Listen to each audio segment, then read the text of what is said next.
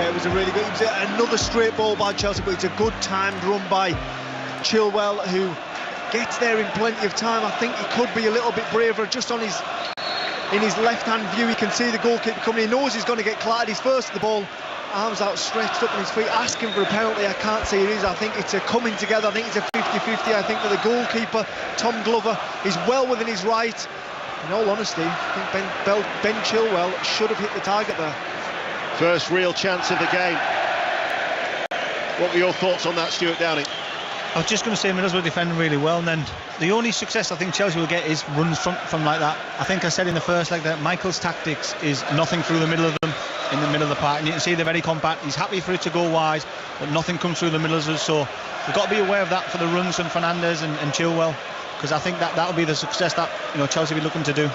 If you look back over the last 7 years, and bear in mind it was a one-legged semi-final in 2021, 9 ties have seen first leg leads, but only one team has overturned a deficit to reach the final. That was Chelsea in 2019. They lost at Spurs by 1-0. They won here 2-1 at Stamford Bridge, and then ultimately went through on penalties 4-2 in that shootout.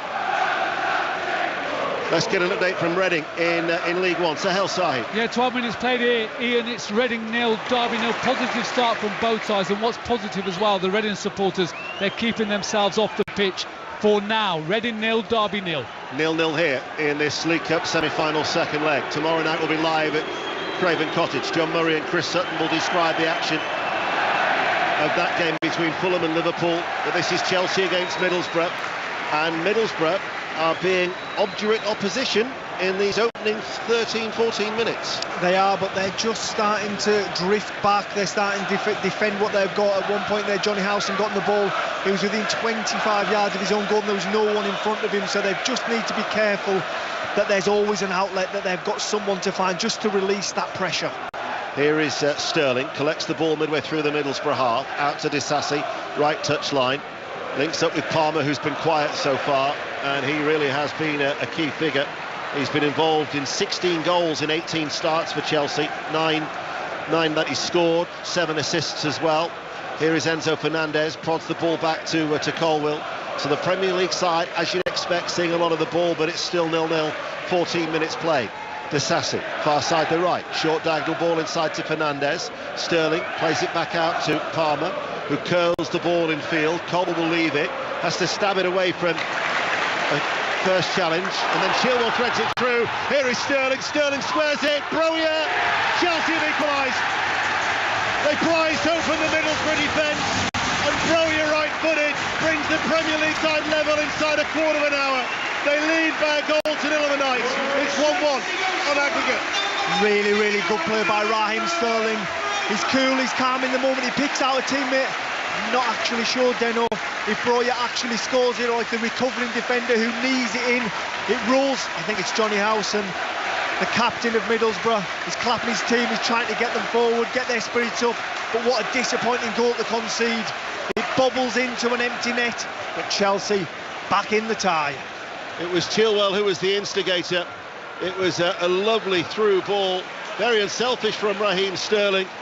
And as Broja tried to hook it goalwards, we'll wait to see whether it's classed as an own goal. Your thoughts on it, Stuart? It's a bit unlucky, I think, for Johnny Howson. To be fair, it's a great move. Chilwell just brilliant, because it was a sloppy pass to start with. Force, meanwhile, has a shot charged down at the other end. Now for the tie as well. Middlesbrough straight away looking for an instant riposte, and Force wins a corner kick for Middlesbrough.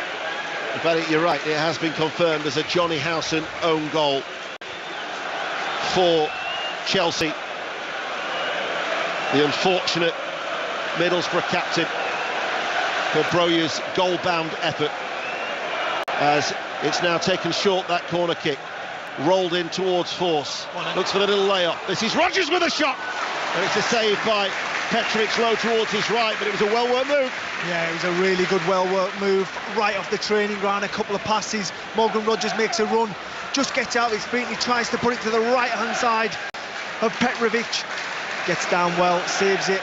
Good by Borough, good reaction. Michael Carrick will be delighted with his team. Stuart? I think he should have went far corner. Ian, I think he was set up there for the whip in the far corner.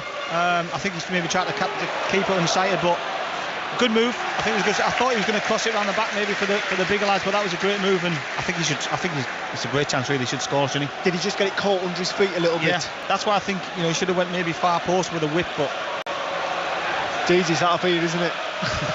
Who might say I wasn't a striker? He's the joint top scorer in the competition. Is Morgan Rogers. He's scored 4 goals. He's level with Cody Gakpo, who will maybe look to try and increase his own tally tomorrow in that game at Craven Cottage that will bring you live from 7 o'clock tomorrow evening. Here is Force. So Chelsea have made the start that they wanted. Mauricio Pochettino was talking about a positive start at the Riverside. It never materialised. They've got the goal. We're level overall. 1-1 on aggregate. Though you look actually at their home form, in their 16 home games at Stamford Bridge in all competitions this season, they've won 9.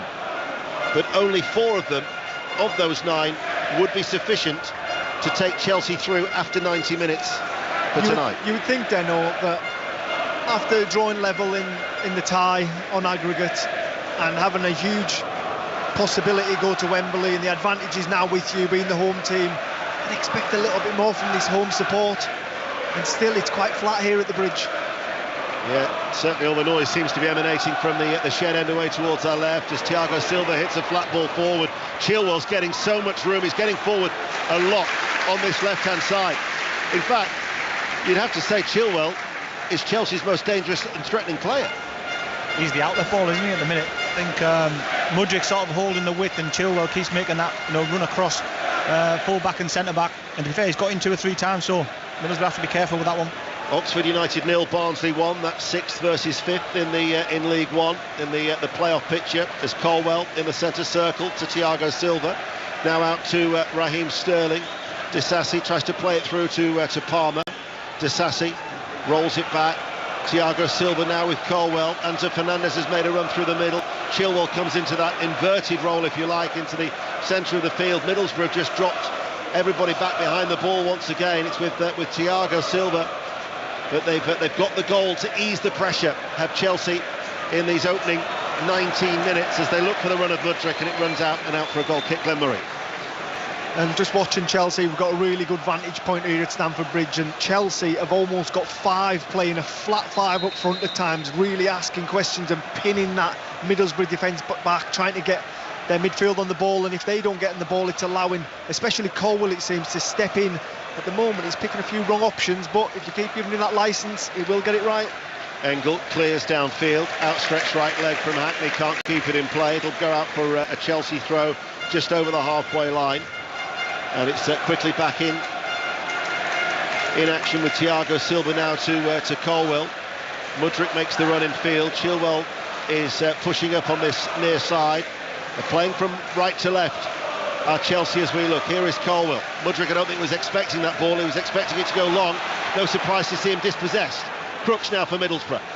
Over the halfway line. Anto Fernandez helps win it back. Slides into the challenge with Vandenberg. Awkward for Barlassa to deal with that bouncing ball. It went over him. Broja opens it up and passes the ball out wide. Palmer has got a lot of space now for Chelsea. Sterling is square of him if he wants him. Palmer finds Sterling. Sterling looks for the return ball, but he's overhit it. It will run through to Glover, who just puts his foot on it, and the Australian goalkeeper now has it in his hands. Yeah, just tries to buy his team a little bit of time, have a little breath, just try and regain their composure that they started so well with. But one thing Chelsea are doing extremely well is Enzo Fernandez is drifting to this left-hand side. He's pushing Johnny Howson right back. Him, Mudryk and Chilwell are creating like a triangle that they just can't quite get to grips with at this right-back slot. Engel passes the ball to Howson, lays it off to Clark, now with Dale Fry. This is Barlassa just dropping in between the 2 central defenders. Hackney comes to help him out in the midfield. Short forward ball. Middlesbrough just starting to get a few touches here and slowly but surely edge their way towards halfway line as they trail on the night, still level. That ball from Hackney's going to go astray, but it might stay in play. Gives Vandenberg something to chase, and he gets there, and then he overruns it in that foot chase with Chilwell, and it goes out of play for a goal kick. Mansfield 1, Sutton 1 is a latest score in League 2. up to date with the goals as they go in on BBC Radio 5 Live. But Chelsea with Colwill, Enzo Fernandez, they have certainly shown some good form at Stamford Bridge of late, unbeaten in 8 since Brentford won here at the end of October.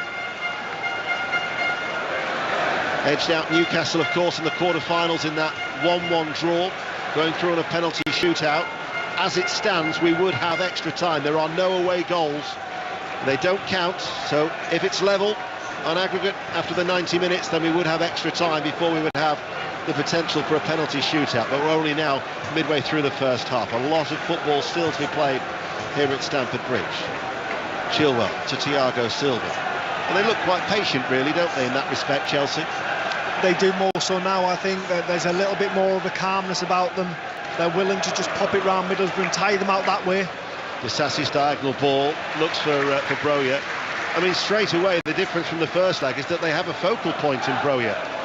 Yeah, and Broja, he's always trying to stretch that play, and obviously a Borough player's got to go with him, which is creating a little bit of a pocket of space for Chelsea players to try and get on with it. Here is Colwill. That goal still hasn't pierced the enthusiasm of the travelling support behind the goal of Tom Glover towards our left-hand side. Here is Thiago Silva, out to his right back, Disasi, holds the width, shown on the inside by Hackney. Now with Colwill, there's no pressure at all on the back line for Chelsea. Chilwell to Enzo Fernandez, plays it back to Colwill. Two central defenders have all the time in the world. Here is Thiago Silva. Disasi once again stays out wide right. Here is Palmer, nice little turn, no natural width on the left. Now it's provided by Chilwell, but they tried to go through the middle and there was no route through. Rodgers now for Middlesbrough, surrounded by 4 royal blue shirts. Enzo Fernandez to Disasi. Chelsea coming forward. Disasi shoots from distance, strikes Clark, falls to Enzo Fernandez, leaves it for Palmer, slips on the edge of the D, back to his feet. Palmer, edge of the penalty area, backheels the ball and allows Vandenberg to find Rodgers for Middlesbrough. Hackney, forward ball. Crooks might break here for Middlesbrough. The covering run has got to be from Colwill, and he had the pace to get there before Crooks did. Out of play it goes for a throw. He was fortunate how that ball got through, but brilliant play by Levi Colwill, just covering over to Thiago Silva's side, who was out of the game. Good awareness by the young Chelsea centre-back. You've got to feel for Middlesbrough in the respect that with Isaiah Jones having that hamstring injury at the weekend, Stuart, they've lost a real threat with a pace as an outlet. Yeah, you're thinking of him in that space, aren't you, breaking away there? If they'd have had him and Rodgers together, that would have been a right good outlet for them. But you know, if they be patient minutes like this, they will get opportunities. There is space there to attack. They just need to get the foot back in the game again and put some passes together like they are now doing, just take the sting out the game a little bit. We've got Stuart Downing and Glenn Murray with us here tonight on BBC Radio 5 Live at Stamford Bridge. Barlassa finds Dale Fry. Made his debut 9 years ago at the age of 17. He's approaching 250 appearances for the club, is Dale Fry, who once helped England's under-20s win the World Cup in 2017 with players such as Ezri Konsa, Calvert-Lewin and Dean Henderson. There's Cole Palmer, this latest generation for the English talent, exchanges passes with Raheem Sterling midway through the Middlesbrough half. 25 minutes played. Chelsea lead on the night by a goal to nil. 1-1 overall. Palmer back to Colwill. Disasi, far side the right. Engel went to close him down. And now it's with Caicedo, able to turn, albeit a long way round outside the centre circle. Referee John Brooks almost in the way. Good footwork though by Enzo Fernandez. Middlesbrough at the minute are trying to have to contain Chelsea. It's Caicedo, threads it through. Enzo Fernandez looking for the run of Mudryk round the back of Vandenberg. That was awkward. And Vandenberg was no doubt relieved to see it roll out of play for a goal kick. Yeah, Vandenberg just got there. He was almost too late. Mudryk's just almost nipped in behind him, but that was right after Enzo Fernandez got it, and he got his head up, and he wanted to play Mudryk on the first instance, didn't make the run. Told the young man, I need you in behind the full-back there. Second time he gets it, Mudryk makes that run and almost makes the difference. Glover hits a flat goal kick, bounces off the chest of Disasi, falls to Hackney. Highly rated young midfielder for Middlesbrough. Barlas's early ball looked a little hurried, went straight towards Caicedo. Enzo Fernandez released it to Palmer. Palmer looked to get Sterling in, blocked by the heel of Clark. Palmer tries to slide another ball through towards Broja. Palmer certainly benefiting in that role where he's not necessarily asked to lead the line as he was a fortnight ago with his vision. Such a talent, looking to make his influence in this game. Cole Palmer, he'll be a growing influence on this game. He's more central this evening. That's where he can affect games, in between those pockets. Just got it there, just got his angle slightly wrong, but giving it more times than often, he will make Middlesbrough pay without doubt. I was looking at Michael Carrick's record in semi-finals. I mean, this is such an elegant player, former England international, 34 caps for his country. Of course, he won the League Cup 3 times with Manchester United, 5 Premier Leagues, an FA Cup, Champions League and a Club World Cup, so he won the whole lot. He actually played in 19 semi-finals. You forget, for 3 successive years, he reached the last 4 of the Champions League. But of those 19, he only lost 7, won 10 and drew 2. He's had a semi-final experience, if you like, as a manager. The playoffs last year when they were beaten by Coventry City. He asked his supporters that dare to dream. Well, at the minute, I wouldn't say those dreams have been dashed, but they've certainly been tempered with a goal for Chelsea. As here is Colwell. And I don't know what the possession stats are, but they'll be heavily loaded in favour of the Premier League side, because they're completely dominating. The last time I looked, it was 70% Chelsea, but Middlesbrough just need to... Back heel from Sterling to Disasi, cuts it back, Broja is there, it'll fall to Enzo Fernandez! And Enzo Fernandez chucks the ball in, and inside the half an hour, Middlesbrough's lead has been overturned, and Chelsea now are in pole position, and their dominance has produced 2 goals. They lose 2-0 on the night, 2-1 on aggregate, and it's Enzo Fernandez with the goal. Yes, Enzo Fernandez wheels away, knee slides into the corner, and all of a sudden Stamford Bridge is very noisy. A little bit fortunate how the goal came about. Disasi crosses it. I think it was Broja has a swipe, but it misses it, and it just falls to the onrushing Enzo Fernandez at the back stick, who kicks it high into the back of the net, gives the goalkeeper no chance. Chelsea 2-1 and in full control of this tie. Totally unmarked Enzo Fernandez. He wasn't going to miss from 6 yards out. Full control. Stuart Downing, Middlesbrough now are going to have to just well, do they have to change tack immediately? I wouldn't say immediately, no. I'd say at least till half time or a little bit after, just sort of keep playing the way you are a little bit. You know, they can't go gung-ho now, because, you know, it could go 3, 4, 5. You don't want to get a little bit messy, so... But on Chelsea's part, it was great when he played down the right-hand side, and I think Fernandez, you know, gets his reward for his anticipation and carry on his run, and he sort of plays off the back of Johnny Howson, and I've got to say it's a great finish. Those possession stats, by the way, Chelsea currently 67%. Dundee have got a second goal at Tynecastle. Hearts 0, Dundee 2 is their latest score, but 2-0 here, and it's Chelsea now who lead by 2-1 on aggregate, and no surprise in the balance of play. No surprise then. No, Chelsea have been good. They've manipulated the ball, they've manipulated Middlesbrough, and unfortunately it was the man that we sort of give a lot of credit to, the experienced one for Middlesbrough. It was Johnny Howson that Enzo just runs off. Johnny Howson just gets caught looking at the ball. Enzo, he's aware, makes that back post run, and Johnny Howson looks over his shoulder, and his man's putting the ball in the back of the net. So Middlesbrough trailing 2-0. Chelsea certainly showing plenty of hunger with Broja. They're going to throw on this near side. It's imperative now for the Championship team that they don't concede again before half-time.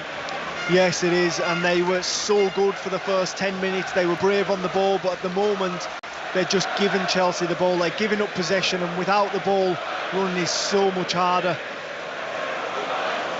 Profligate in front of goal a fortnight ago, not so tonight. They've had 3 chances, they've taken 2 of them, and they lead 2-0 as Sterling to Thiago Silva. Colwell left of the centre circle. Mudryk is available to him on this near side, but it's those 2 central defenders who are just able to dictate at the back. They've got options left and right, all through the middle. Palmer looks for the ball round the back for Sterling. Sterling delivers the cross. Enzo Fernandez getting forward, headed out by Vandenberg, flicked away by Crooks. But it looks like it might keep coming back. No, falls. finds Morgan Rogers. Chance now for Middlesbrough to break. Morgan Rogers running forward. Rogers, ball wouldn't go with him. And in the end, it was brought away by Colwell. He was unfortunate on that occasion, Morgan Rogers, and now Colwell finds Sterling. And it's the Chelsea crowd who urge Sterling to go on. Bizarrely, he seems to slow down to allow Middlesbrough to get numbers back. And then he delivers the cross. Had he picked up the ball and just run at Engel, the left back, that would have seen the more logical choice for the England international. I think he was just waiting to get numbers up with him, but you know what, he did hold the game down. Then he speeded up and he put a great ball across. Broya made the front post run. He just needed someone else with him. But just before that, it was Morgan Rogers who got towards the Chelsea 18-yard box, and they are the moments that the Championship side need to make better decisions in. They're not going to get up there much, not with Chelsea's dominance so far, so they need to make amends when they do. Half-time at Bolton. Mike Minay. Bolton 1-0 up at the break over Cheltenham. The goal came with Victor Adebayo. Nicked the ball off a defender through one-on-one and put it into the bottom right-hand corner. One big close-range chance of both sides since. Bolton's needed a touch from 2 yards out that never came. Cheltenham denied by the feet of Nathan Baxter. Half-time, Bolton 1, Cheltenham 0. 33 minutes played here at Stamford Bridge. Chelsea lead by 2-0. Here is Chilwell on this near side, the left, back to Colwell. Every outfield player is in the Middlesbrough half as Chelsea play from right to left, as Thiago Silva just jogs his way forward and again manages to pick out Palmer. Palmer looking to Enzo Fernandez. Scuffed effort straight at Glover. Let's get an update from Reading. Sahel Shahi. Yeah, 32 minutes played here. Reading 0, Derby 0. Both sides still going for each other, not really creating any chances. It's still very interesting though, awaiting the first goal of the evening. Reading 0, Derby 0. Looks like it could. Ooh, that was a risky back pass by Barlaser to Glover. No wonder he complains in his midfielder. Almost sold him very, very short. Yeah, just before that, what a brilliant bit of play by Cole Palmer. Just getting on that half turn, realising Enzo was going through the middle, pokes it through. And in all fairness, Enzo Fernandez will be disappointed. Should have had his second of the evening. You know, from a tactical point of view, the fact that the two central defenders have got so much time on the ball that allows the midfield players ahead of them. Middlesbrough then have got so many problems because they've got so many runners off the ball hitting offside against Sterling. Well, out of possession, Chelsea are playing two at the back, aren't they? And it's just allowing the front, I don't know how many is it, 9? I can't, my maths has slipped me, but the front eight just to have a merry-go-round of movement for the two centre backs to pick out. And unfortunately, Borough just can't quite get to grips with it. I'm surprised that Michael Carrick hasn't made a change and just released someone to try and stop that dominance of the centre-backs. How do you combat that, Stuart? Because Middlesbrough are getting suffocated. It's difficult, isn't it? Especially when you're obviously going behind now and Chelsea are growing in confidence. But I think from the start, maybe they should have tried that tactic, early on. Like you say, because Thiago Silva and Colwell are just passing it to each other, sort of shifting Middlesbrough's shape. Rogers is released from a forward ball by Barlaser, but it was well defended by Chelsea. They look it up towards Broya, headed out by Dale Fry, brought down off the chest by Mudryk. Mudryk is challenged by Forss, little flick by Vandenberg. Crooks plays a ball that means that Howson has got into a sliding challenge with Broya, and he wins the ball back. And now Middlesbrough will try and build from the back. We've got 10 minutes to go in this first half, but after a confident opening 6-7 minutes, they've struggled against Chelsea's intensity and the way that Chelsea are coming forward. Here is Mudryk. Mudryk tries to lift it forward. Engel is tucked in the left backs, prevents it from reaching Sterling. And now it's back with Barlaser, who's able to turn midway through his own half. He finds Hayden Hackney. Caicedo slips, allows Hackney to play the ball short. The return ball from Barlaser back towards Hackney. Now with Forss on this right-hand side. And Middlesbrough eventually get some bodies further down the field in the all-red as they play from left to right. 9 minutes remain, trailing 2-0 on the night. Howson, diagonal ball, intercepted by a sliding Chilwell out for a throw. I think the one positive that Michael Carrick will take out of this first half is that when his team have been composed on the ball and they have found those 5-yard passes and been brave in possession, they have got into that Chelsea back four, so there is opportunities, they just need to be calm. Disasi steps out of defence with the interception. Now it's with Sterling. Sterling towards Disasi. Well, Disasi started the move and he's finished it. And he might well have finished off the challenge at Middlesbrough as well, because that was superb by Chelsea. And 9 minutes before half-time, they race into a 3-0 lead on the night. And Disasi has scored his first goal since the opening day. Well, I might have been being a little bit positive there from a Middlesbrough point of view, because Chelsea have just undone them. They were swift, they were quick, they were deadly on the attack, and it's Disasi who just arrives into the box unmarked, meets the ball at the front post, and he won't get any easier opportunity, passes it into the bottom corner, wheels away, really enjoying that moment. And we can just see Michael Carrick looking out, looks fed up, looks frustrated. His team have been put to the sword in this first 45 minutes here at Stamford Bridge. Raheem Sterling has been absolutely devastating down that right-hand side. That was ruthless. Yeah, quality from Chelsea. I think it comes from the square pass and McClark does it into midfield. Didn't really look comfortable playing it in there. And you'd have to say it was a great break. And Raheem, like you said there, he's been deadly, hasn't he? Cutbacks, final pass, and that's what Middlesbrough have to get better back. When they get chances like that in them positions, their final ball has to be better. Well, Middlesbrough now are looking for 2 goals away from home, and without conceding any more, as we still have 8 minutes to go towards half-time. And any hopes of Middlesbrough trying to get to the break without conceding a game, we said that next goal would be crucial. Disasi just stepping forward, and it was the pace of it from Chelsea. It was devastating. Yeah, it was deadly. It was what you expect from Chelsea in a team of this much talent. And you said that they're not a team, they're not at the top of the show. They're starting to look like one. They look fluid tonight, they look good. It looks like they're going to get to a final, and this could be the start of something special for Chelsea. Well, they are on course for 4 successive home wins for the first time since March 2022, as they lead by 3-0. And also, as well, we talked about a season-defining week for them. The Chelsea players have certainly responded. Mudryk tries to dart forward into the penalty area. Howson will shepherd the ball back. Long way back now for Michael Carrick's side. Yeah, it's been a game that this Middlesbrough group and the fans and the town itself will have looked forward to for days. The anticipation around the place, and all of a sudden, within the first 38 minutes, it's starting to become a nightmare. Well, they had 18 shots in the first leg, did Chelsea. Only 5 were on target, but they've probably created 5 opportunities tonight, Stuart, and they lead 3-0. They've shown a real clinical side in front of goal tonight. Yeah, and I know Roger, I think him coming into the team with that focal point has definitely helped him. I think in the first leg, I think too many people were coming to the ball, dropping too deep. Just his movement, you might not see it, but off the ball, he's making a lot of runs without getting the ball, but he's creating a lot of space for them number 10 and wide players. So, he's definitely been a difference, I think. Here is Howson, just over the halfway line for a Middlesbrough side that must feel a little shell-shocked. They've conceded 3 goals in the space of 21 minutes in this first half. And there's not a great deal that Michael Carrick can do about that, as we've got 5 minutes to go to half-time. I think the way that Chelsea have approached this game has been very professional. They've known what they've wanted, they've been patient in possession, they've prodded when they've needed to, and when the chances have arisen, they have been clinical. They've been questioned a lot this season about not having an out-and-out 9, not being clinical enough as a group, but tonight, without doubt, they have been. That was a little late. Crooks on Enzo Fernandez. John Brooks, the referee, will show him a yellow card. And Enzo Fernandez is just being tended to by 2 of his teammates. But a yellow card, second yellow card of the night. He joins Mudryk in the book. Yeah, bad touch. The combative midfielder. Bad touch from Enzo Fernandez. He just lures Crooks in. And the big frame of the Middlesbrough forward clatters into the Argentinian, full force. Just wait and see.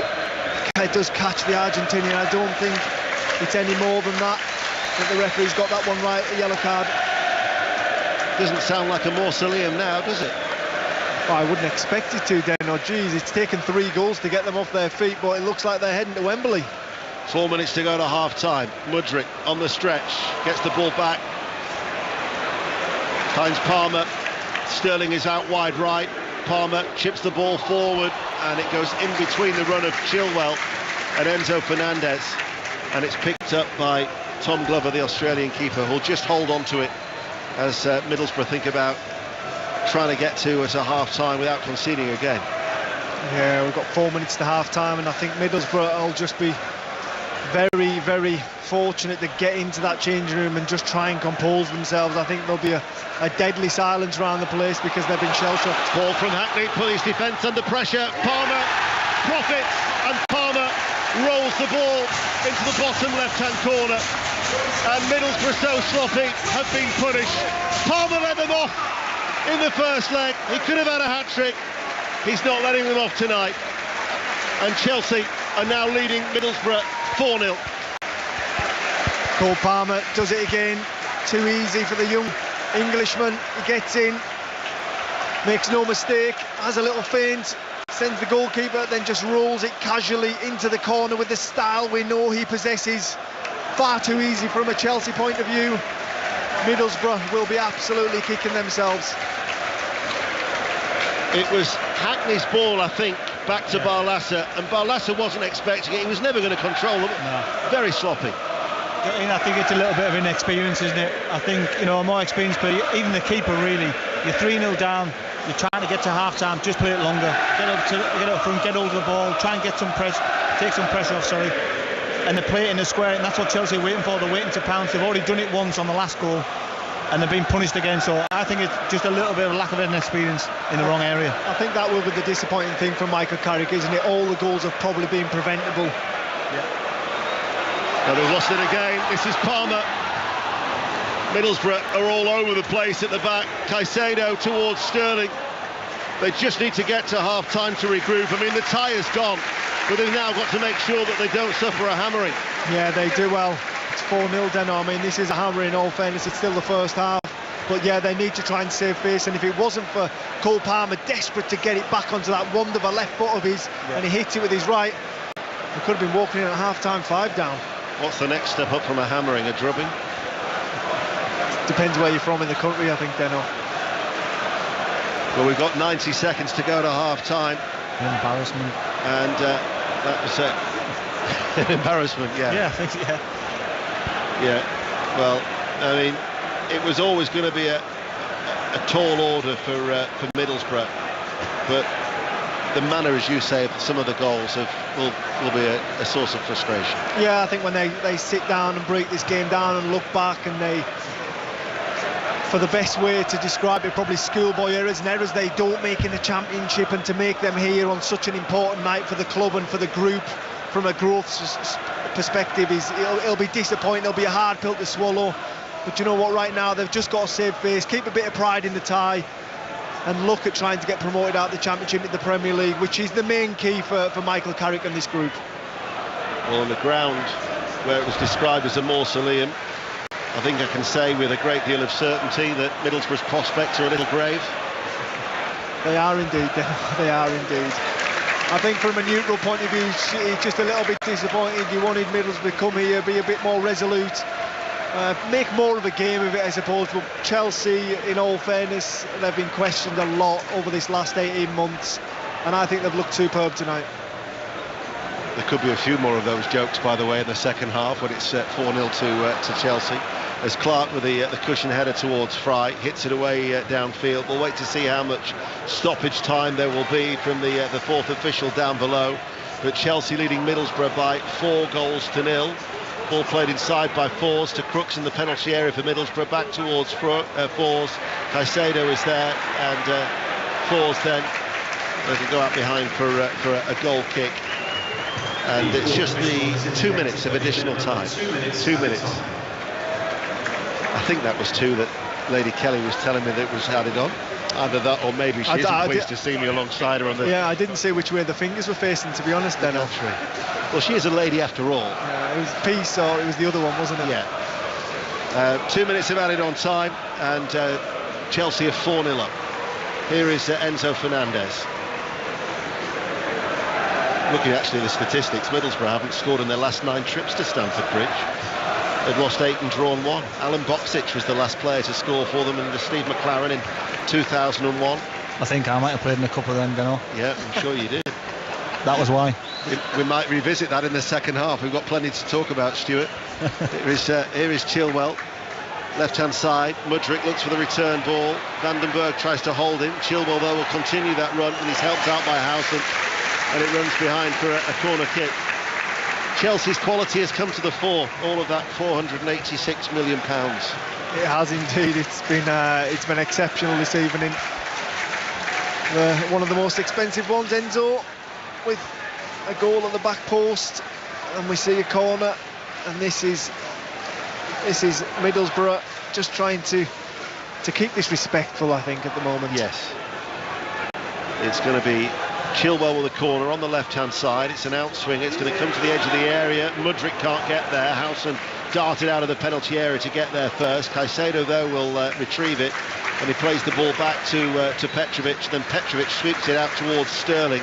But Middlesbrough quite a high line at the moment of that back four, as Palmer and Sterling just exchange passes over on that far right-hand side, as some of the supporters around us are going to try and beat the queue. As the half-time whistle has sounded, and Chelsea are on their way to Wembley. They lead by 4-0. Middlesbrough, with the exception of a Rodgers shot, have offered very little. But a Howson own goal after 15 minutes. Enzo Fernandez 14 minutes later made it 2. Disasi, with a breakout from the back, added a third, and then Palmer profited from a mistake to roll in the fourth. Glenn and Stewart will stay where they are, because Chelsea 4, Middlesbrough 0 is the half-time score. Kelly. Deno, thank you very much. Hey, Glenn, it hasn't been the first half that Middlesbrough fans would have wanted to see, but for Chelsea, it's been clinical in a way that we haven't seen from them this season. Yeah, that's true, it has. This has been the Chelsea team that came to play tonight. They knew what was at stake, and they've put this Middlesbrough. Yes, they're a championship team, but listen, it's the same team that beat Chelsea up in Middlesbrough only 10 days ago.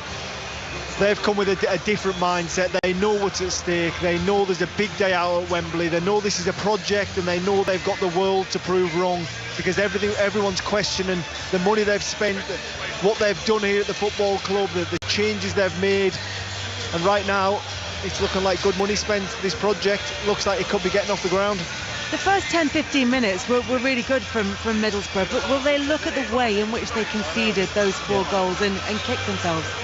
I was quietly confident, Kelly. I think the first 15 minutes have settled well in. They've got a few passes together, and you're thinking, oh, here we go. You know, Chelsea were a bit, not nervy, but a few sloppy passes. Wasn't sort of happening for them, but I think once Chelsea scored, you could see the quality start to happen. They upped the level. Even the speed of the pass was better. Some of the goals have been brilliant, but I'd have to say, on Middlesbrough's part, a bit of naivety, a bit of inexperience, especially the last goal. You know, you're 3-0 down, just play it a little bit longer, get to half-time, regroup a little bit. And obviously the tie was already over anyway, but you know they'll have to learn lessons from that, because when you play against big teams, they wait for their mistakes and they punish you. What can they do at half-time now with the score at 4-0, 4-1 on aggregate? What can Middlesbrough do in the dressing room now? Lock the door. Maybe should have done that on the pitch. Yeah. I think it's obviously difficult for Michael. He's going to have to, obviously you're playing for pride, you know, you've got to think a lot of travelling fans, you've got to keep running around, you know, not sulking and not, you know, pointing the blame at the team. Obviously effort, and you know, Chelsea might the second half, you know, to start moving it all out and take the foot off the gas a little bit, but Middlesbrough obviously need to get some pride. If they get a goal back or two, great, but obviously the way it's going, Chelsea today up the level, it could get, you know, a little bit embarrassing, so they've got to stick together, because it's going to be a tough second half for them. Yeah, I think that's important what Stewart says there. I mean, that group downstairs, they'll be feeling sorry for themselves right now, but you have got to look at it from a different perspective and look at all those fans, those 4,000 travelling fans, and what they've done and the commitment they've made to get down here, and they've got to just try and keep it respectful. Listen, I know 4-0, it's bordering on embarrassing. It's a really harsh word to use, and I don't like to use it, but they need to think about those guys and just try and keep it at 4 at least, or like Stuart says, get a couple back. Glenn Murray, Stuart Downing, and Ian Dennis will be back with you for the second half here at Stamford Bridge, where Middlesbrough will be disappointed with the way the first half has gone, but Chelsea will be looking to build on that 4-0 scoreline. They're 4-1 up on aggregate, and as things stand, they are heading to Wembley, where they'll face either Liverpool or Fulham. That second leg takes place tomorrow night. You'll be able to listen to that on 5 Live Sport as well. Reading taking on Derby. That one's reached half-time. Sahel Sahi. Yeah, half-time here, Kelly, 0-0. No goals, but it's still interesting. Both teams, they've ventured forward whenever possible, but the final pass, the final delivery has been missing. Both sides hit the post, by the way, but both times it was offside. The Reading fans, they're keeping to their word. They said there'd be no repeat of the pitch invasion that saw their previous home game with Port Vale to be called off, and so far, so good. Fingers crossed. So half-time here, Kelly, Reading 0, Derby 0. So far, so good. Sahil Sahi is back with us, with giving us regular updates from Reading against Derby throughout the evening. Everywhere else, it's a 7:45 kickoff.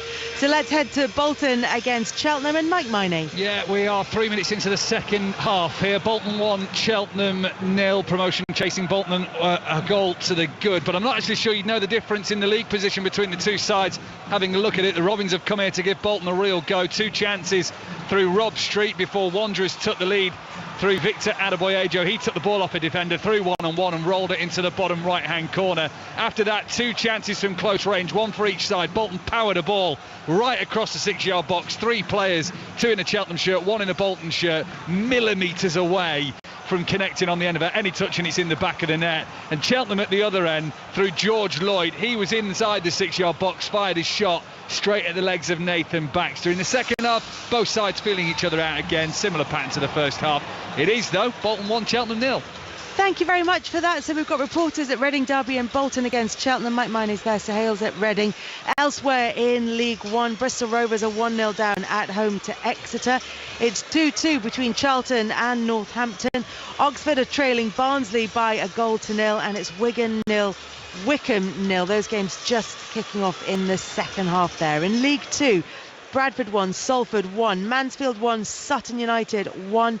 MK Dons 3-0 up against Wimbledon.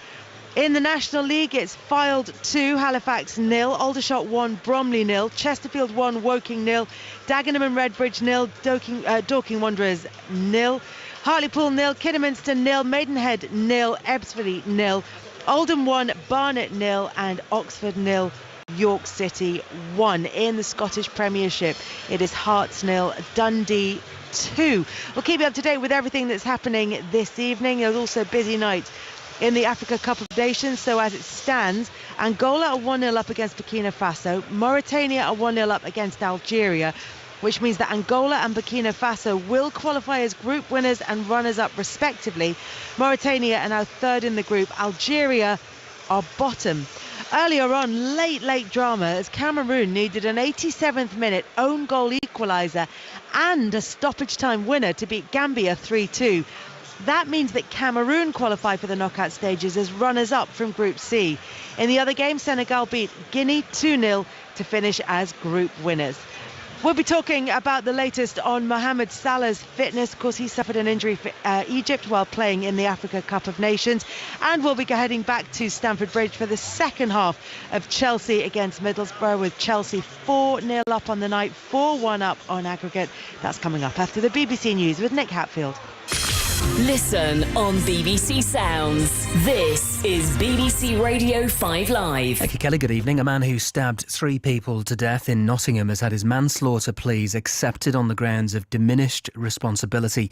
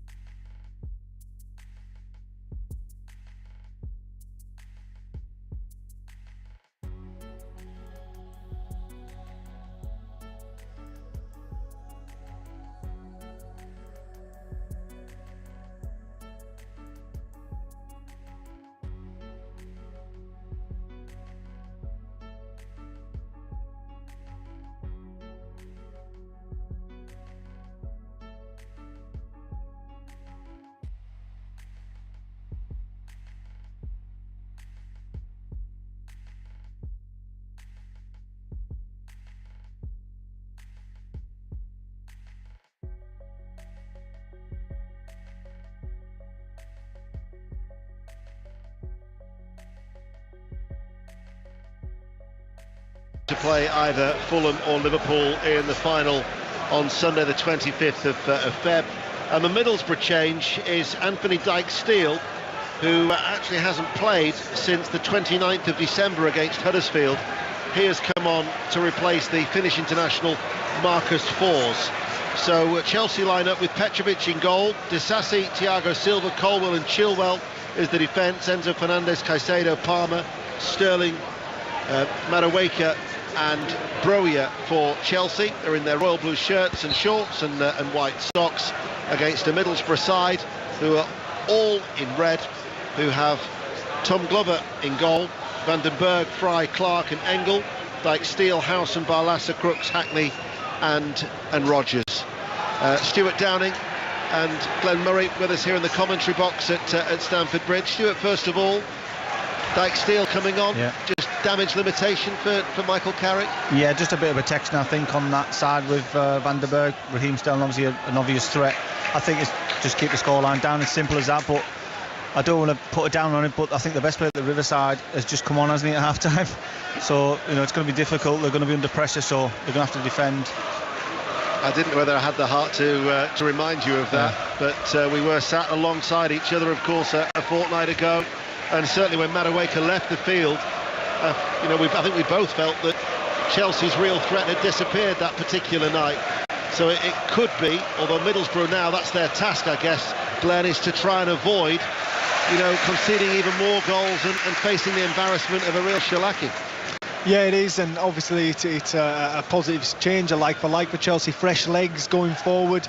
And I'm just looking at the Chelsea bench, very young, but players like Alfie Gilchrist, Castledane, Chukwuemeka, David Washington. I just wonder if Pochettino might think this is an opportunity to get the young lads out, get them some minutes and blood them.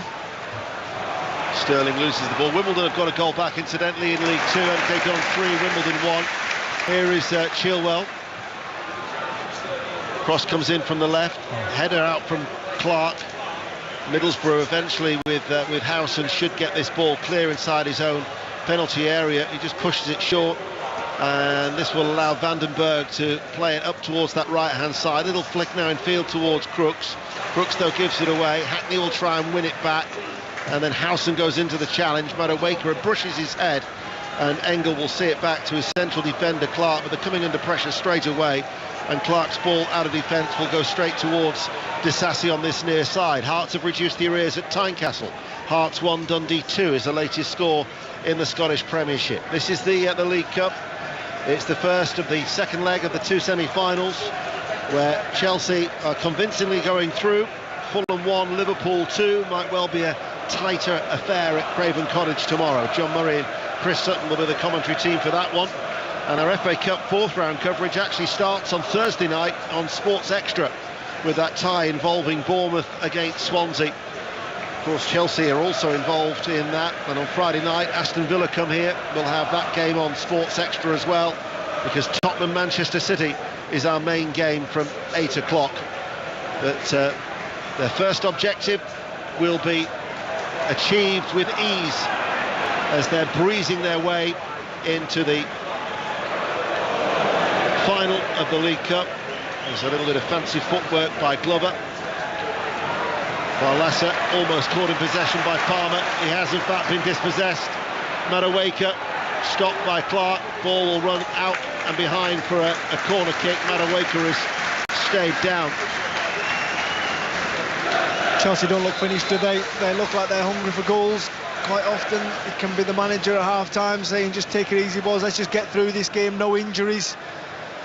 But no, Chelsea look hungry for more, and they look like they've got an injury. It's the young man that came on, Madueke. He's gone down, he's clutching his shoulder, which could be a real problem. It looks possibly like he's just slipped it out rather than around in pain on the turf. A couple of physios just hovering over him, and hopefully from a Chelsea point of view their injury list is long enough without another addition.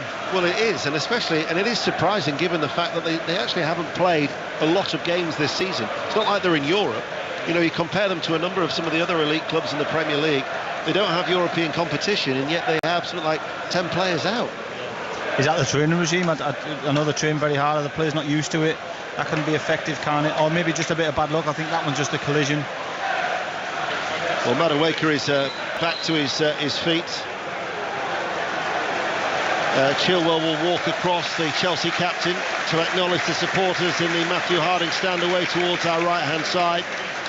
Madueke just still feeling that right shoulder, but it looks like he's going to be okay to continue. He's just trying to wheel his arm a little bit to try and get some movement in the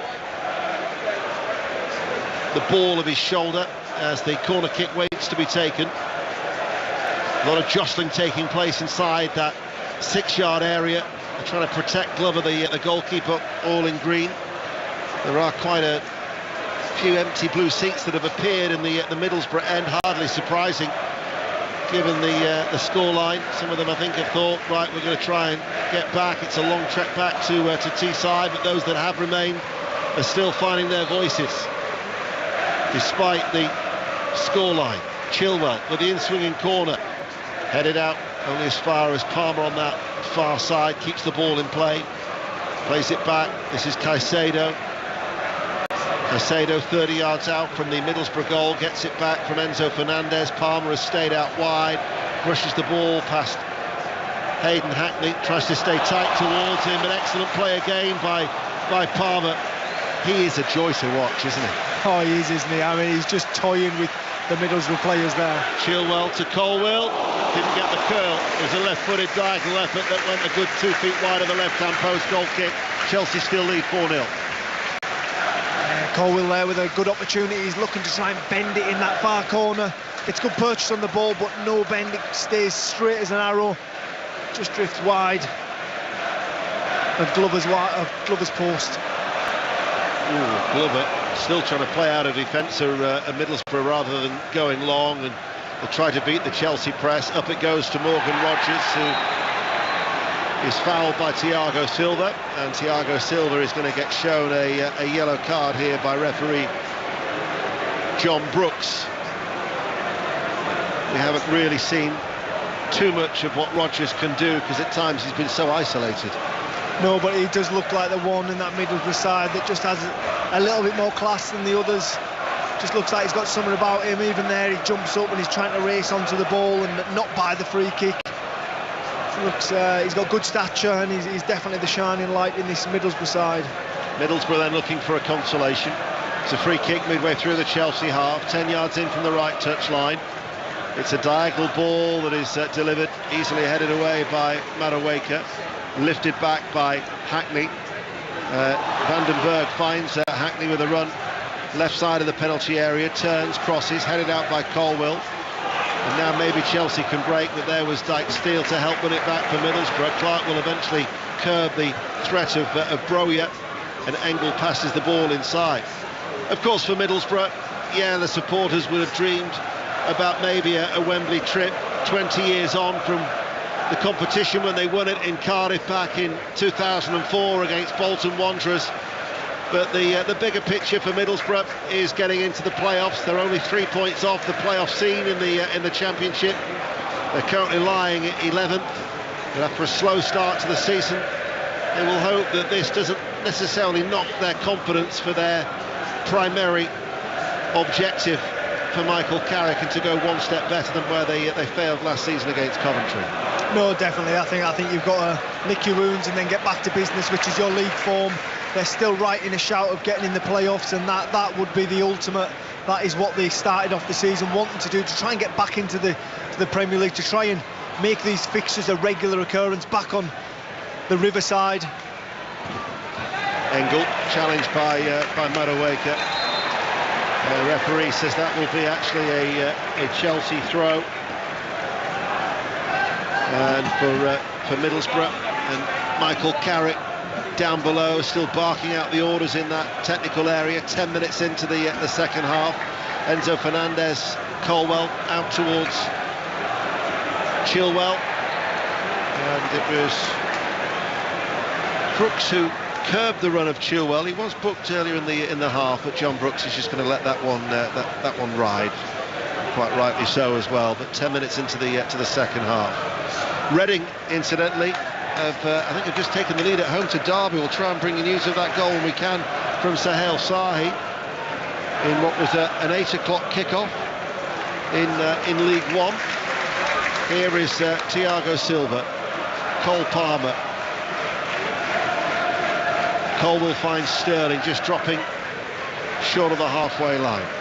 And the problem is now when Middlesbrough do get their foot on the ball, there's not as many options. People aren't showing as much. There's not that bravery anymore, and all of a sudden the legs are a little bit heavier, a bit more tired, and the Chelsea players are fresh. They're round them, they're quick, they're sharp, and it's punishing them even more.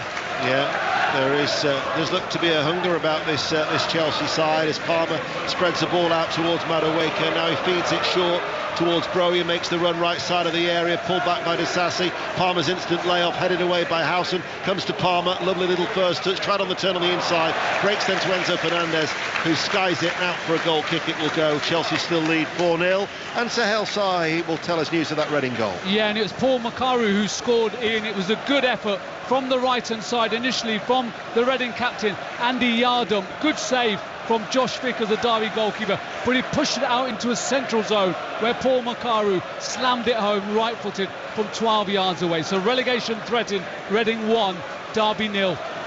Maybe Middlesbrough, Stuart, have got to try and turn this negative into a positive for the remaining, 10 games of the season.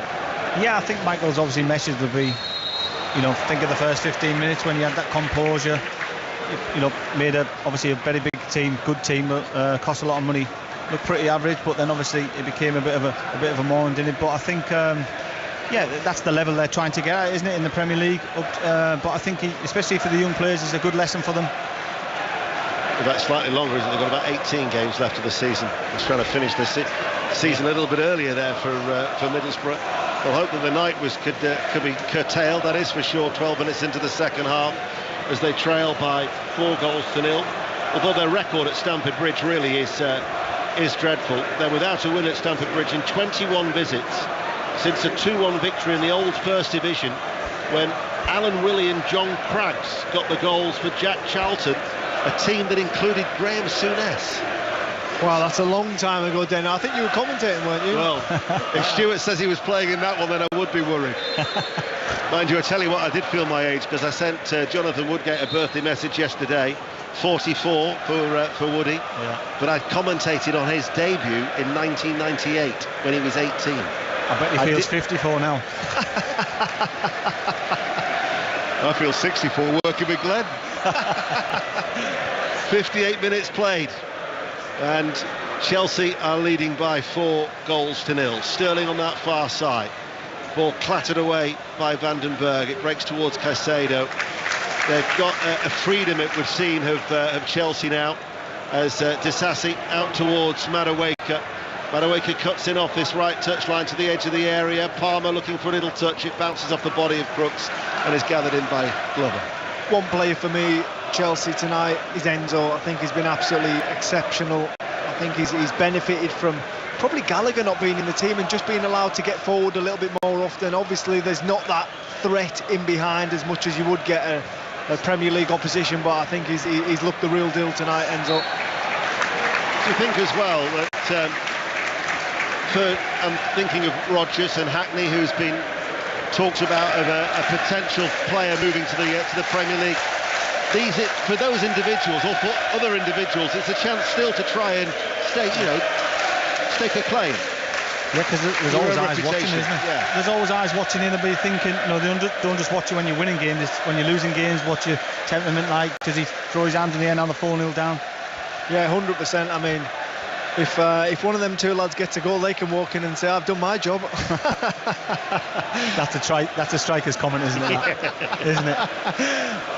Ball cleared by Petrovic, who's he just had that one shot to save in the first half from Rodgers. But to their credit, the Middlesbrough fans are still making noise away towards our left-hand side as we have half an hour remaining. Here is Palmer. Disasi, short of the halfway line, and now with Colville, but any jeopardy in the game disappeared really when Disasi got that third goal after 36 minutes, and they were 2-1 down overall in the tie. they still had hope, but it was soon extinguished, and it has certainly disappeared since. Rodgers, though, for Middlesbrough. Now to Hackney. Engel carries it forward, looks for the return ball to Hackney, and the Middlesbrough supporters are now being outsung by the Chelsea fans, who are getting to their feet around us, safe in the knowledge that they can start booking their tickets for the 25th of February for either Liverpool or Fulham. Could have a West London derby of a League Cup final, or a repeat of Chelsea-Liverpool from just a few years ago. What was that? Was that 2019? It was actually a really good final with it went to penalties from memory. Out it goes for a throw on the far side. Middlesbrough with a throw on the right-hand side. Howson.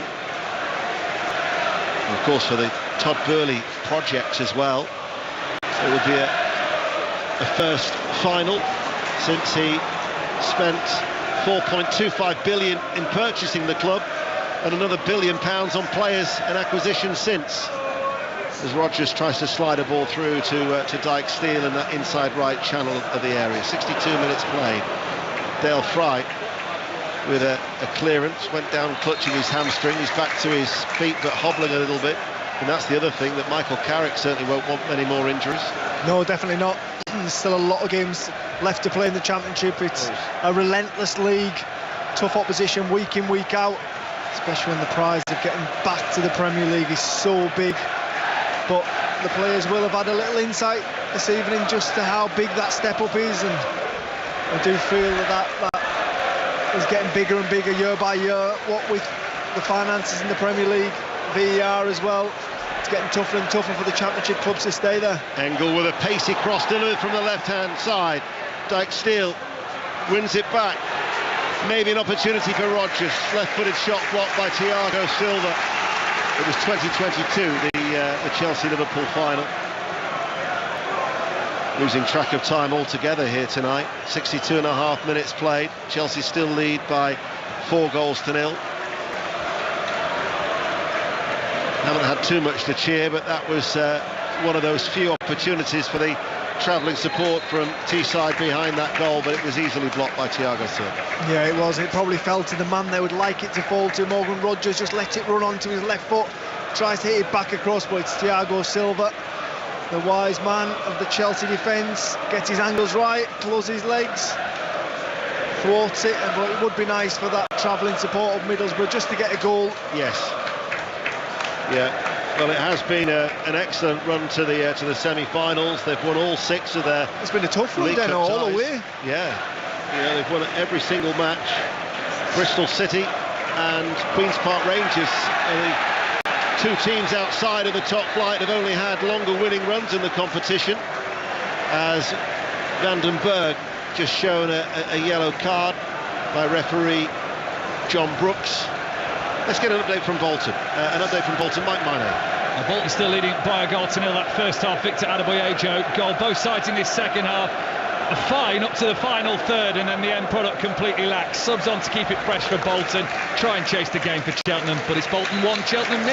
And news of a chance at Reading to Hellside. Yeah, still Reading 1, Derby 0. 64 minutes played, but Derby have come close through a triple substitution made by their manager Paul Warne. It was Tyrese John Jules, good cross from the left-hand side. He hanged high, 8 yards away, header just inches wide.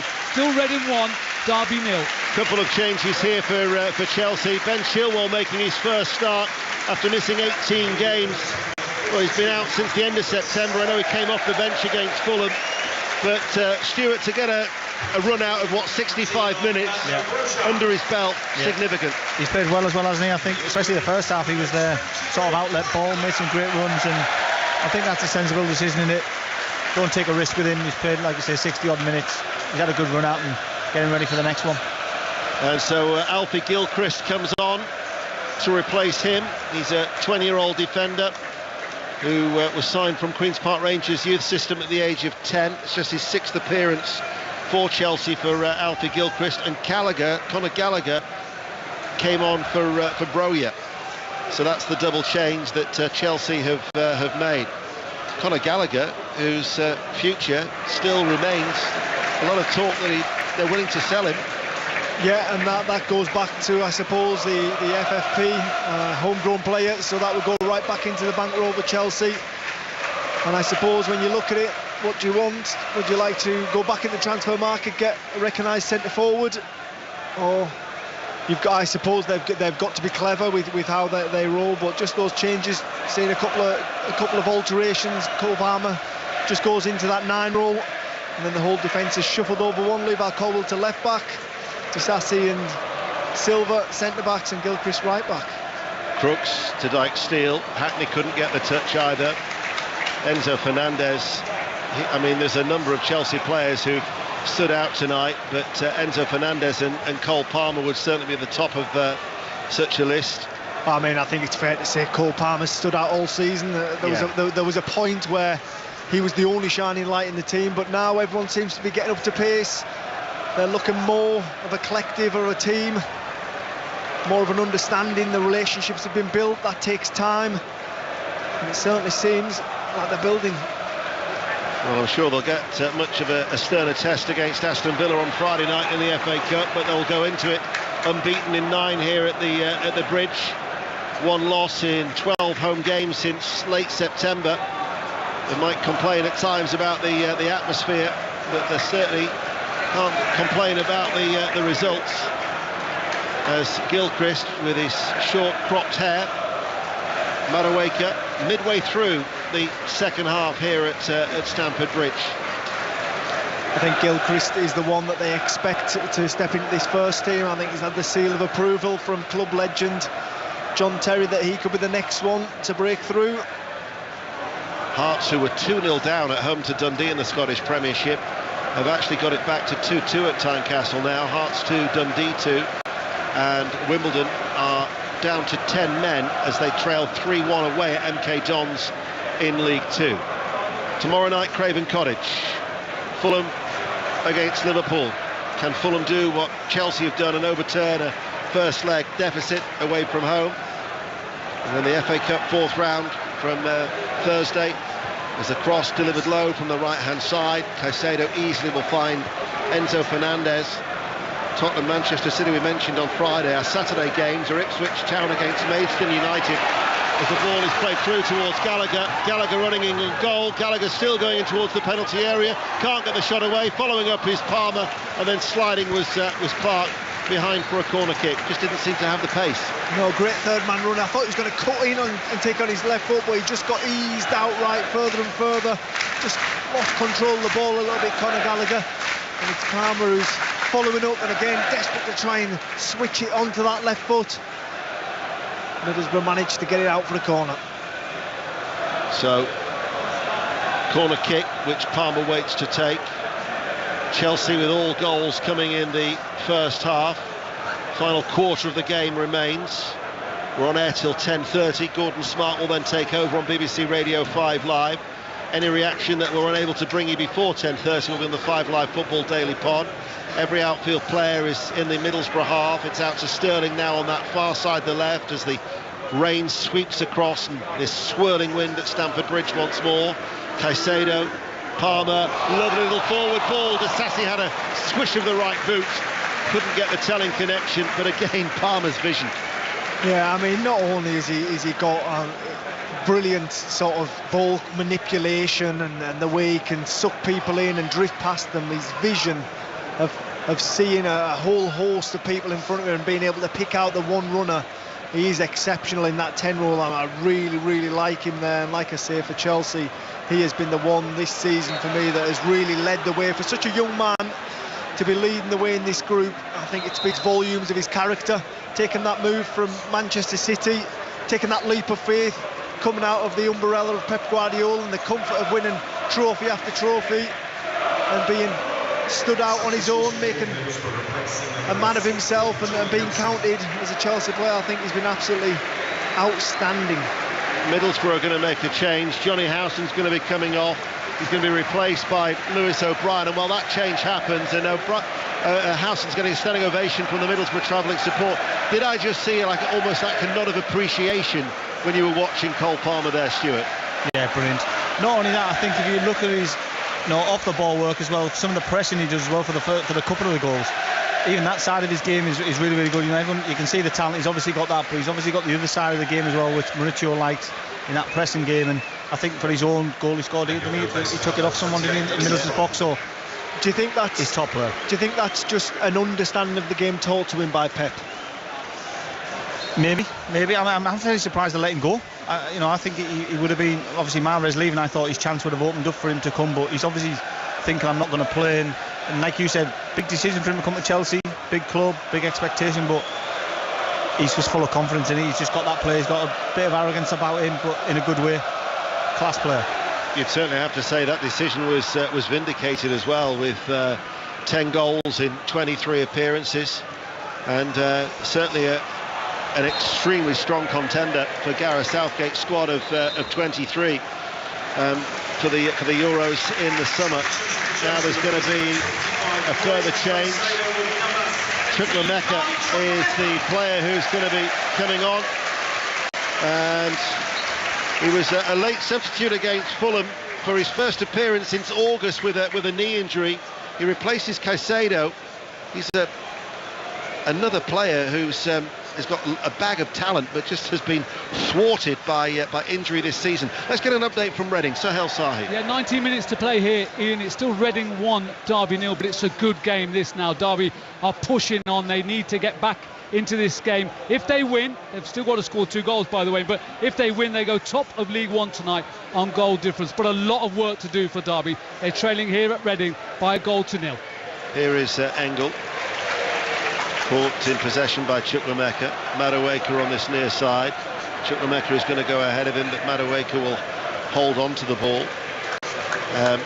Yesterday was the 97th anniversary of the first live radio commentary, which was Arsenal against Sheffield United back in the day, as Raheem Sterling almost catching Dale Fry out as they try and play from the back.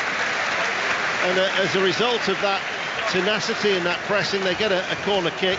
Well, the 97 years on, we've got 8 commentaries for you on 5 Live and Sports Extra for FA Cup 4th round weekend to look forward to. But this is the League Cup, and I'm not going to necessarily say they're going to get as many goals as commentaries for this weekend, but Chelsea's hunger certainly hasn't been diluted. No, not at all. But I mean, in all fairness, Middlesbrough, they're enticing that press, and when their passing isn't quite up to standard and their confidence has been knocked this evening, you wonder why they're doing it. And Chelsea just keep pressing and keep getting the ball back and creating opportunities. Wimbledon are now down to 9 men as they trail 3-1 at MK Dons. Always difficult, isn't it, a second half when the game's effectively over? Yeah, it is. I think that Michael Carrick will be happy, especially with the scoreline. You don't want it to become a rout, which it could have been. Chelsea did start the second half looking like they wanted more, but they've slowed down, made a lot of changes, lost that sort of, I suppose, that fluidity that they had, especially in the first half. I think the disappointing thing for me with Middlesbrough, out of possession, they've made it a training game, and they've just given Thiago Silva and Levi Colwill the ball and said, do what you wish, without any pressure. And I think that is something that they may look back on and regret slightly. Crooks, Barlasa, Vandenberg, certainly the injuries that Middlesbrough have had to contend with have limited the options for Michael Carrick, particularly the one that we touched upon in the first half from Isaiah Jones. As Morgan Rogers gives chase, and Petrovic easily clears the ball away downfield, and Clark will just let that ball settle. But what positives do you think that Michael Carrick will be able to take out of this, if any, Stuart Downing? Well, I think, like I said, the first half, first 15 minutes, they were really good. Game plan sort of worked until Chelsea scored. I think second half, you've got to give them credit, they've kept going, haven't they? They've still tried. I think a bit of naivety is still playing out from the back a little bit. They've been caught again. I think they should go a little bit longer just to relieve that pressure from the back lads. But yeah, I think the biggest thing is they've kept going. For such a young team, they haven't gone under, so I think that's a big plus for them. Stuart Downing and Glenn Murray are with us here on BBC Radio 5 Live and BBC Sounds. We've got 15 minutes remaining. Chukwuemeka finds Gallagher. Gallagher on the stretch, lays it out towards Madueke. Chukwuemeka's continued his run into the box. Madueke enters it now right side, finds Chukwuemeka. They combine, back to Madueke. Tried to pull it back. There were two Royal Blue shirts running in towards the 6-yard box at that near post. Behind it goes for a corner kick. Good intricate football by Chelsea, just trying to break Middlesbrough down. Last-ditch challenge from Matt Clark. Maurizio Pochettino will also be hoping that it's a case of third time lucky. He lost both finals with Tottenham in the League Cup. And of course, the Champions League final in 2019, as the corner is delivered very, very deep. And Raheem Sterling won't retrieve that, and it runs out of play for a throw. Although Chelsea actually were the last team to break the stranglehold of clubs from the Northwest in this competition, when they won it back in 2015. Since then, Manchester City have won it 5 times, Manchester United twice, Liverpool once. Might be that year again, don't it? So, I think, you know what you just asking Stewie about Middlesbrough. I think you've got to. It's important to be proud of what they've done. Obviously, it's come to a really sad end. But you've got to take into consideration the people they're up against, the money that's been spent by Chelsea, and they've got to be really proud. I mean, they've gone through 5 rounds of football, and every single one of them away from home. They actually beat Chelsea at home. So even though tonight they'll be disappointed, they'll be hurt, they should take a lot of pride out of this cup run. And I'm sure that they will, as Gallagher on that far side, the left, with a cutback. First time finish from Cole Palmer. Well, Cole Palmer has been absolutely outstanding, and he's got his second of the night. Such an influential figure, as Chelsea are breezing their way to the Carabao Cup final. They lead Middlesbrough by 5-0. And this time Cole Palmer doesn't even celebrate. It's a tap in, a right-footed one.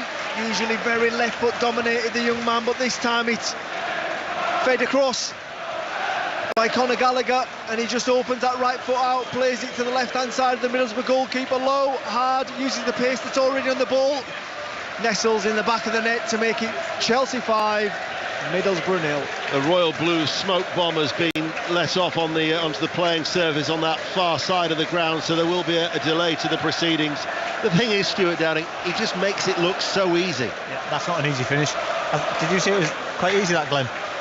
No, I didn't know. It's a difficult finish, especially on your weaker foot, you know what I mean?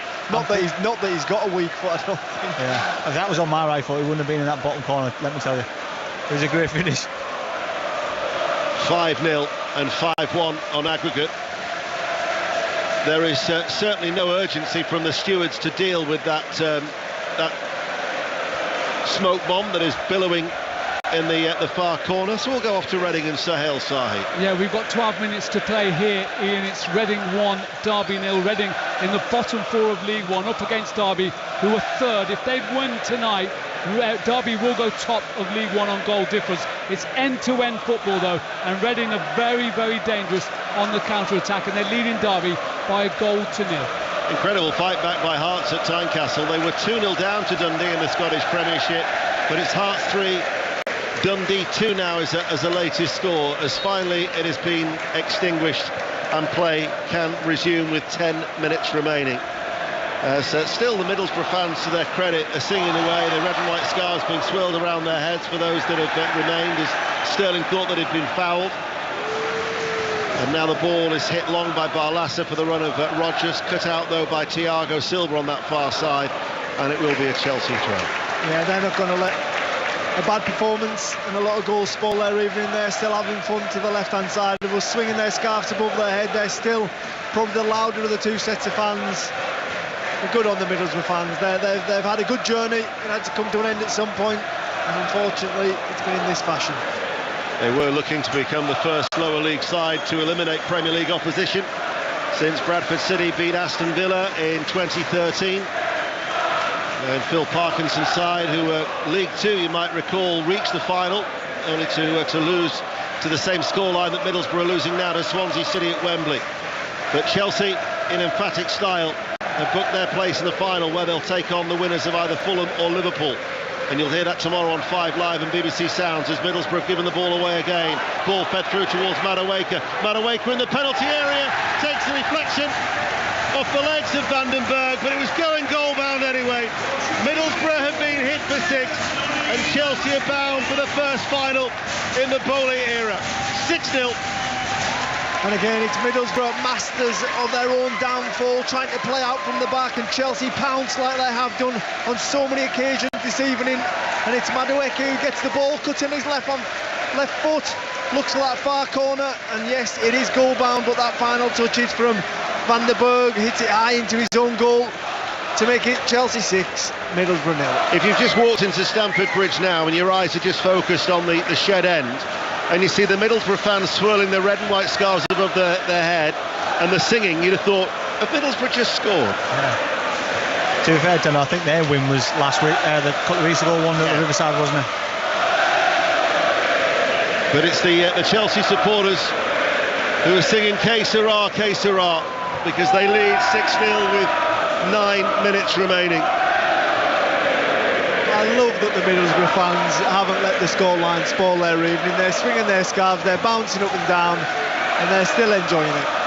Here is Rodgers. If only they could see a consolation in the time that is left here on 5 Live. But Engel stepping forward on this near side, the left. It's a strong run by Engel, being tracked by Chukwuemeka all the way. But it's nothing is going to deter those Middlesbrough fans, even the scoreline, it would seem. Here is Engel. O'Brien, left-hand side. Now with Hackney. Floated ball forward, the little flick header, and they do get their consolation from Brooks' glancing header.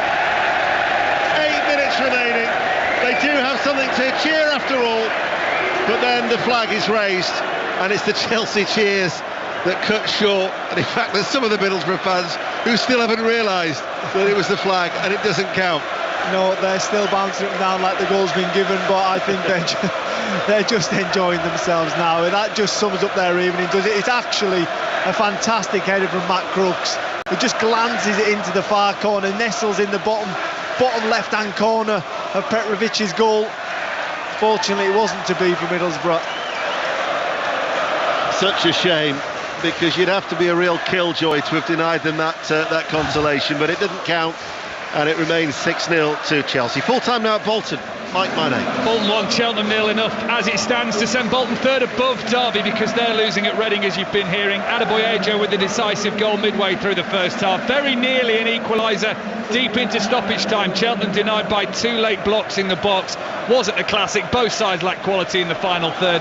And Exeter are winning 2. That's not good news for Cheltenham. Puts further space between them and safety. Full time, Bolton 1, Cheltenham 0. This is Madueke. Chukwuemeka on the stretch, couldn't get there. The attempted clearance by Dale Fry's hit his own player, Lewis O'Brien. It's gone behind for a corner kick. And after the 2 goals in the space of 3 minutes have seen Chelsea lead 6-0.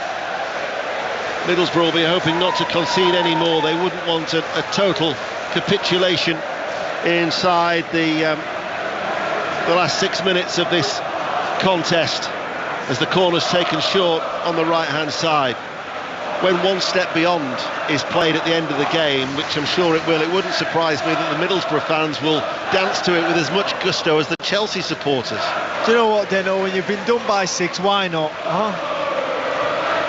Here is Enzo Fernandez. Madueke, challenge from Engel, out of play it goes for a throw. 6 minutes remain. Further changes are going to be made, and we're going to see Leo Castledine, who's going to be coming on. He's the son of the former Wimbledon striker Stuart Castledine, and he's coming on for his Chelsea debut. He's been an unused substitute on 4 occasions this season, but the 18-year-old midfielder getting an opportunity for the last 5 minutes, and he replaces Raheem Sterling. Well, it'll be a game that Chelsea fans won't forget in a long time for the scoreline, but the Castledine family, they'll remember it for different reasons. What a great moment for that young man there, getting on, make his debut at Stamford Bridge. So Castledine comes on. Stewart, a former player, his mum was Lucy Alexander, used to be on the TV. And that's impressed Lady Kelly. It's the first impressive thing I've said all night, the way that she perked up there. Yeah, she popped out from the end there, Kelly. Under 5 minutes remaining. She's probably just checking it now, Googling it, just to make sure that I'm right. Here is Gilchrist over the halfway line. Perfect opportunity, though, isn't it, to bring on some of the younger players in this scenario? Yeah, fantastic experience for him. It's a great score. Just come on and get a few touches of the ball, get his confidence. Perfect for him. Free kick, no, it's a throw rather for Chelsea. I'll give you the full-time scores in the lower leagues in a moment. Handful of games in League 2 tonight, but they're still actually playing at both Mansfield and MK Dons, and then I'll run through the latest scores in League 1. 5 Live Football Daily will be providing all the reaction and a look ahead to tomorrow's semi-final as well. And BBC Sounds, it doesn't just cater for your sport as well. It's for everyone and everything. And Traitors Unlocked will be available from 10 o'clock tomorrow for the finale on BBC Sounds for this week, for that hit series on BBC One. Oh, I can't read my Traitors Uncloaked. Can't even read my own writing in the dark conditions here at Stamford Bridge. As Enzo Fernandez with a back pass.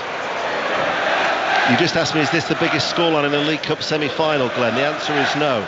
The record win over semi-finals for 2 legs was Manchester City beating Burton 10-0 in 2019. What about over one leg? Just in one of the ties. Didn't Man City beat West Ham 6-0 and I played in that?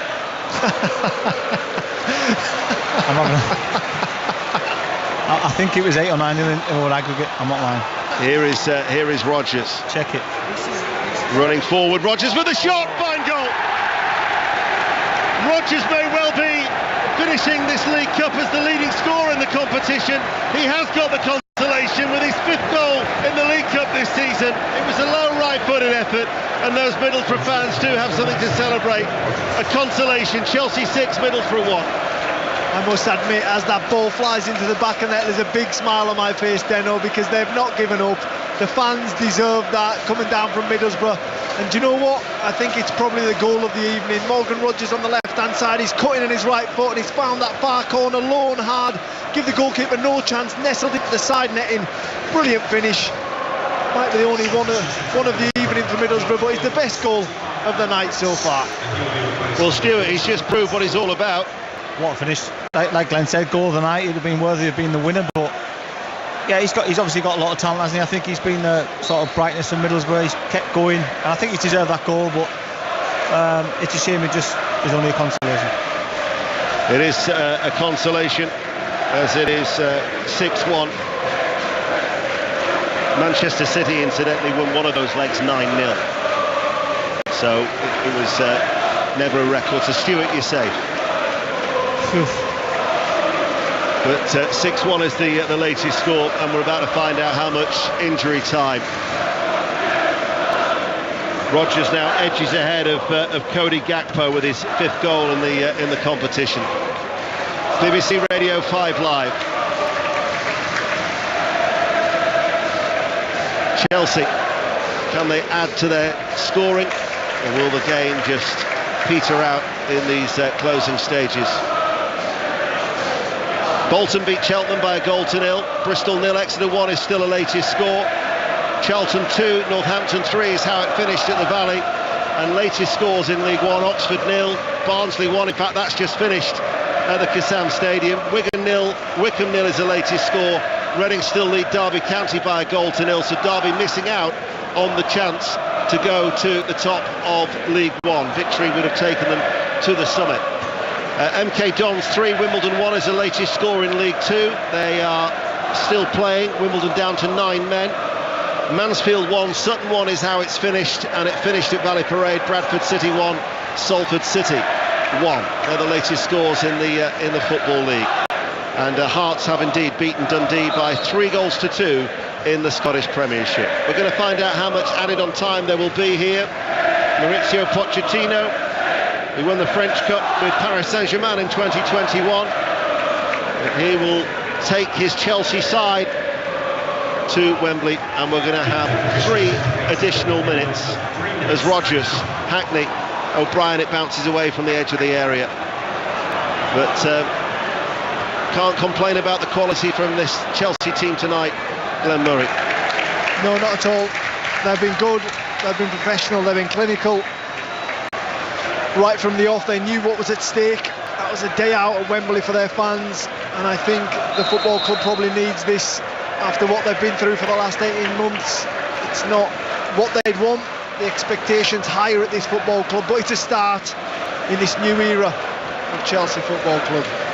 Well, certainly from a Middlesbrough perspective, they were due to play Birmingham this weekend, but because Birmingham's participation in the FA Cup has been cancelled, so you've got the derby against Sunderland. There's a bit of a break now until early February for Middlesbrough to lick their wounds, I guess. Yeah, just a chance to regroup again, isn't it? Get maybe some few injuries back. That may be a big help to them. That was probably a disappointing thing for Michael, that he couldn't probably feel a stronger team against Chelsea. Might have been the same outcome, but it would have given him a better chance, I think. Stuart Downing and Glenn Murray here on BBC Radio 5 Live. We're on air until 10:30, so another 40 minutes as the Middlesbrough fans are still making the noise inside Stamford Bridge. That's my favourite chant of the night. We've only come to see the Borough. They trail 6-1, so they are going out 6-2 on aggregate in this semi-final. As Disasi will pick up the loose ball midway through his own half, and now to Enzo Fernandez. Madueke, Gallagher ahead of him, checked by Clark, no foul says referee John Brooks. Engel will pick it up, looks for Rodgers, making the run in behind Gilchrist again. He gets there, Rodgers still going, holds off and shrugs off the challenge of Gilchrist, keeps the ball, runs it back from the byline, and then Enzo Fernandez is there to help out his Chelsea teammate. And now it's with Castledine, who will scuttle away on that far side to keep the ball in play. Ball rolled inside to Gallagher. But even if you look around Stamford Bridge, I guess there's a degree of the Chelsea supporters have been spoilt in recent years, when you think that under the Roman Abramovich era, 9 trophies in 19 years, but there's still a lot of empty blue seats where the Chelsea fans have been. You know, it's not like they're going to say, all right, we'll celebrate, we're through to the final. They've gone home before the final whistle. You're right, Deno, there's a lot of blue seats, empty seats now in the Chelsea end, but there isn't on our left-hand side in the Middlesbrough end. They're still singing loud and proud. Well, there is the full-time whistle, and Chelsea are convincingly through to the final at Wembley on the 25th of February. They've beaten Middlesbrough 6-1 on the night, 6-2 on aggregate, and as expected, for one step beyond, Middlesbrough supporters are still dancing to that, but it's Chelsea fans who celebrate in the most emphatic of fashions. Kelly. Glenn, Mauricio Pochettino wanted some noise from this Chelsea crowd. It took them a little while to get going, but they've been given a performance and a result here this evening that can give them something to cheer about at last. It feels as though Chelsea may, given their recent Premier League results, given this performance and result here tonight, have turned a corner. Yeah, it does feel like that this evening. I think you've got to take everything